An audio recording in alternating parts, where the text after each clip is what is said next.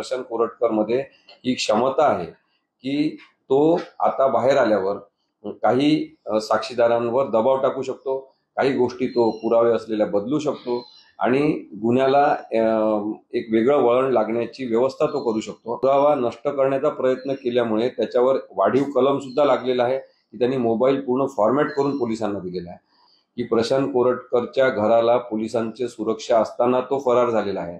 म्हणजे त्यांनी एक अत्यंत वेगळं कौशल्य आपलं दाखवलं की पोलिसांचा मोठा बंदोबस्त असताना तो फरार झाला। परंतु प्रशांत कोरटकर हा साधारणतः गुन्हेगारी प्रवृत्तीचा आहे असं दिसते। 25 वर्षात ज्या पद्धतीने त्यांनी कमाईचे उच्चांक गाठलेले आहे ते साधारणतः महाराष्ट्रातल्या कोणत्याही पत्रकाराला जमलेलं नाही। छत्रपती शिवाजी महाराजांवर श्रद्धा आणि त्यांच्या विचारांवर काम करणाऱ्या अनेक लोकांची नजर आता प्रशांत कोरटकरवर असेल आणि काही दिवसातच आम्ही प्रशांत कोरटकरवर अब्रू नुकसानीचा दावा सुद्धा दाखल करू। तर मात्र आम्ही त्वरित त्याचा जामीन अर्ज जो जामीनचा ऑर्डर आहे ती रद्द करण्यासाठी आम्ही प्रयत्न करू। फळबागेतून लाखो रुपये उत्पन्न मिळवण्यासाठी हवे परफेक्ट मार्गदर्शन। आजच संपर्क करा दक्कन फार्म कोल्हापूर 9766249071 वर। 60 दिवसात तपास पूर्ण झाला पाहिजे असं बंधन पोलिसांवर येते, परंतु आता जामीन झालेला असल्यामुळे ते 60 दिवसाचं बंधन सुद्धा पोलिसांवर राहणार नाही। त्यामुळे कदाचित त्या गुन्ह्याचा तपासच अनेक दिवस रेंगाळत राहील अशी सुद्धा प्रक्रिया होऊ शकते।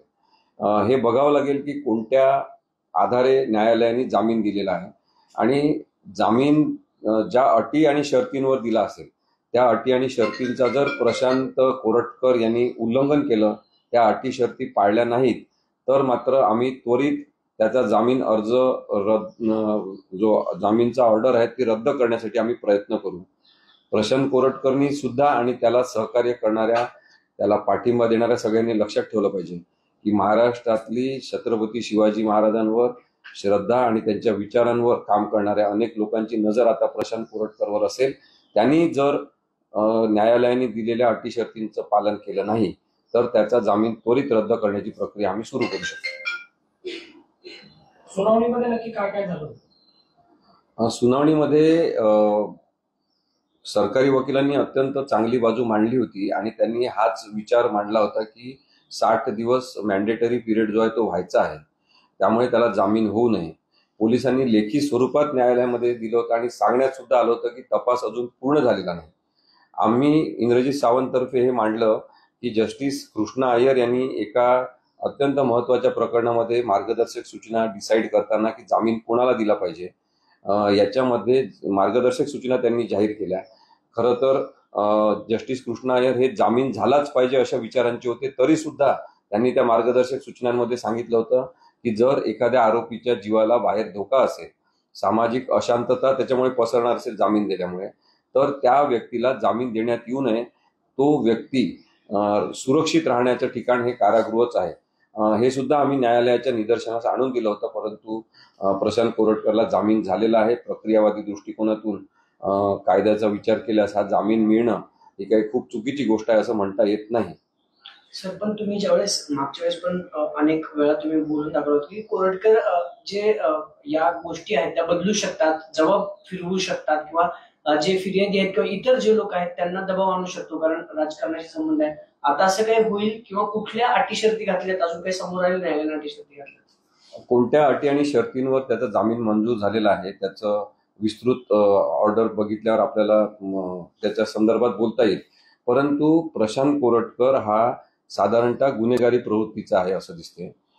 25 वर्षात ज्या पद्धतीने त्यांनी कमाईचे उच्चांक गाठलेले आहे ते साधारणतः महाराष्ट्रातल्या कोणत्याही पत्रकाराला जमलेलं नाही। त्यानंतर सातत्याने त्यांनी जे काही ओळख्या त्याच्या वापरलेल्या आहेत, त्या काही पोलिसांशी असतील, काही राजकीय हितसंबंध त्याचे असतील, त्या सगळ्यांचा विचार करता आणि एक फॅक्च्युअल म्हणजे वस्तुस्थितीपूर्ण माहिती जर आपण पाहिली की प्रशांत कोरटकरच्या घराला पोलिसांची सुरक्षा असताना तो फरार झालेला आहे।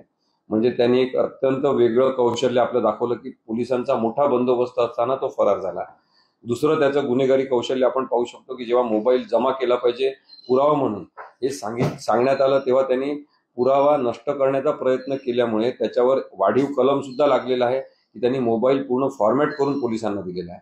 अशा परिस्थितीमध्ये या सगळ्या वस्तुस्थितीचा विचार झाला असता तर कदाचित प्रशांत कोरटकरला जामीन मिळाला नसता, कारण की प्रशांत कोरटकरमध्ये ही क्षमता आहे की तो आता बाहेर आल्यावर काही साक्षीदारांवर दबाव टाकू शकतो, काही गोष्टी तो पुरावे असलेल्या बदलू शकतो आणि गुन्ह्याला एक वेगळं वळण लागण्याची व्यवस्था तो करू शकतो. त्यामुळे प्रशांत कोरटकरला जामीन व्हायला नको असं आम्ही न्यायालयात सांगितलेलं होतं. काय काय बाबी लक्षात घेतलेल्या त्या जामीन देताना? जामीन देताना मला असं वाटतं आता की मी जरी ऑर्डर पाहिलेली नसली, अजून ती बाहेर आलेली नाही, पण ऑर्डर आल्यावर हे सांगता येईल तरी सुद्धा न्यायालयाने एक प्रक्रियावादी विचार केलेला आहे की गुन्ह्यांचे जे कलम आहे त्यांची व्याप्ती पाहता केवळ 3 वर्षाची शिक्षा असलेले सगळे कलम आहेत, ज्याच्यामध्ये साधारणतः जामीन दिला जातो.